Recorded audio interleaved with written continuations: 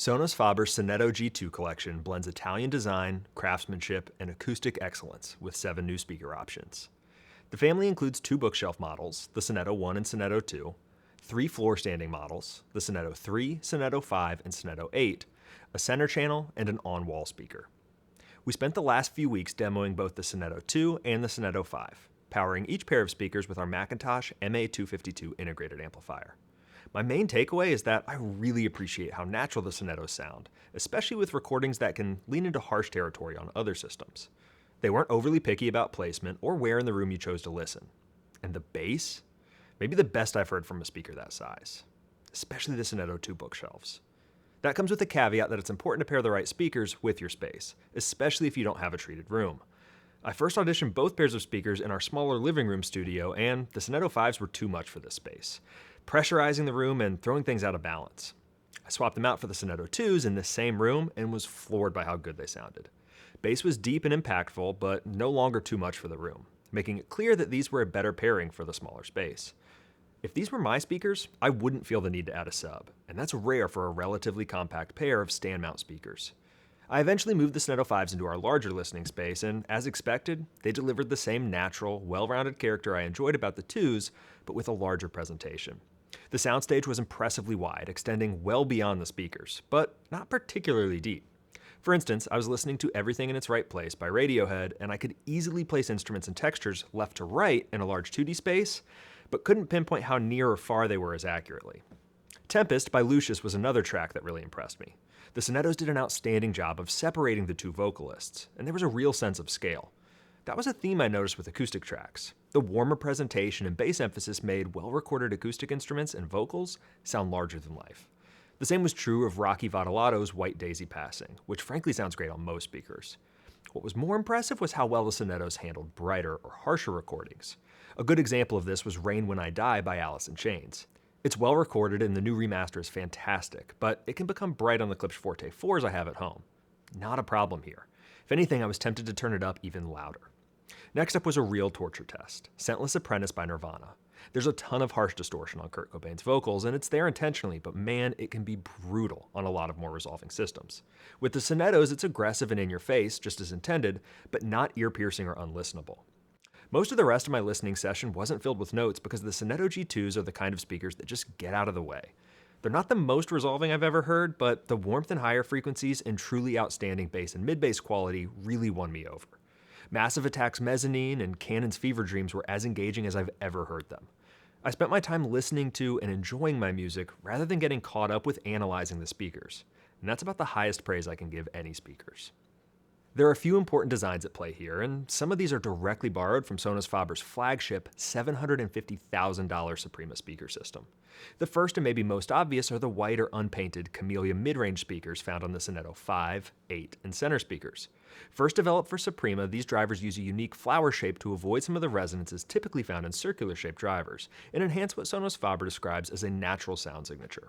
Based on my own listening impressions, I'd have to agree. Behind those Camellia mid-range speakers in the 5s and 8s are unique sealed cork chambers. They're designed to be a completely organic shape, eliminating any regular walls and further reducing unwanted resonances. The entire Sonetto G2 range uses 1.1-inch silk dome DAD or damped apex dome tweeters. These allow the upper frequency range to extend up to 40 kHz on all 7 models. While that's well above the range of human hearing, clear high-frequency reproduction will have a positive impact lower in the frequency range as well. You'll also find the same flower-patterned rubber driver surrounds across the mid-woofers in the 1s, 2s, 3s, and wall speakers, along with the woofers in the 3s, 5s, 8s, and center speakers. According to Sonus Faber, this shape helps with greater linearity, reduced interference, and better sound dispersion. Connected to those unique surrounds are the paper pulp sandwich cones. From our experience, paper-based or organic cone materials do result in a more natural and less fatiguing presentation. Continuing with that theme, the drivers are supported by Sonus Faber's organic baskets, using a beautifully designed asymmetrical shape to promote airflow. There are still a few more technologies and design cues worth talking about, but let's first talk through the speaker arrangement in all the various models. The Sonetto I G2 are a two-way design using a 1.1-inch DAD tweeter and single 5-inch midwoofer, extending down to 52 Hz. The 2s are also a two-way design with a 1.1-inch tweeter and a larger 6.5-inch midwoofer, extending further to 42 Hz. The 3s use a 2.5-way design featuring the 1.1-inch tweeter, 6.5-inch midwoofer, and a 6.5-inch woofer, with a frequency response down to 38 Hz. The Sonetto V G2s step things up with a 3-way design using a 1.1-inch tweeter, 6.5-inch camellia midrange, and two 6.5-inch woofers, playing even deeper to 35 Hz.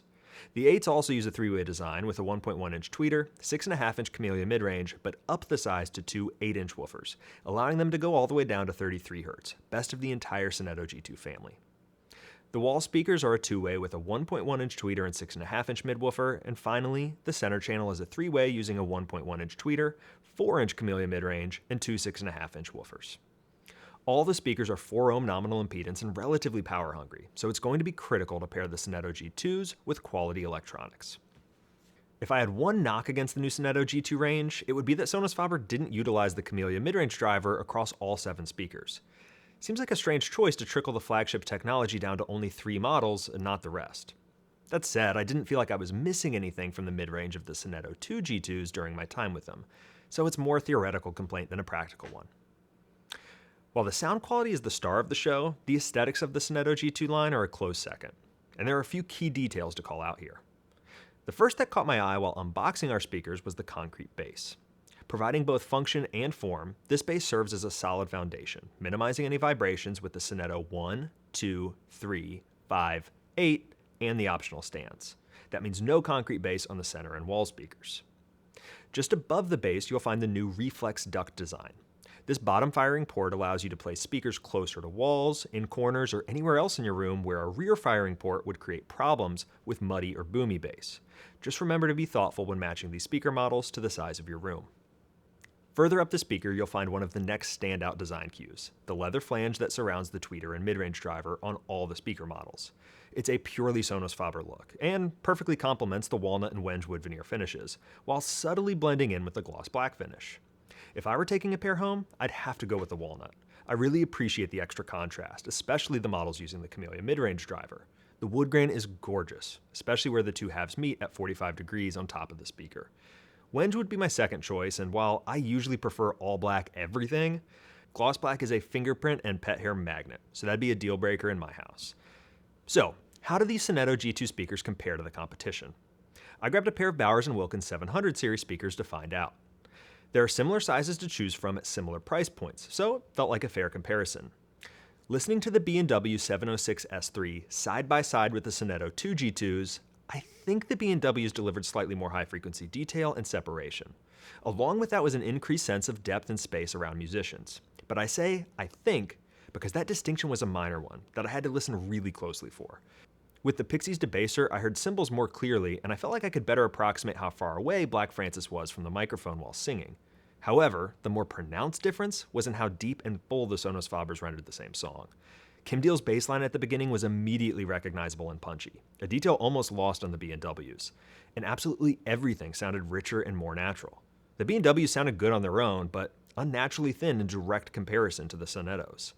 To be fair, you could add a powered subwoofer to the B&Ws for the roughly $500 price difference between the two, but in either case, I preferred the Sonus Fabers. The same comparison also revealed how flexible and easy to live with the Sonettos are. They sounded great and consistent regardless of where I was in the room or how I towed in the speakers, while the B&Ws had a much more clearly defined sweet spot. After some experimentation with placement, I settled on leaving the Sonettos facing relatively straight out in the room with very little toe in and about 18 inches from the wall. The Sonus Faber Sonetto G2s are easy to recommend if they fit your budget.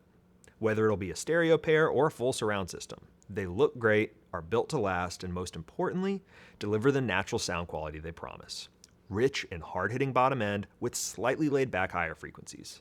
If you have any questions about Sonus Faber, Macintosh, or any of the other gear we carry, get in touch with us here at Crutchfield.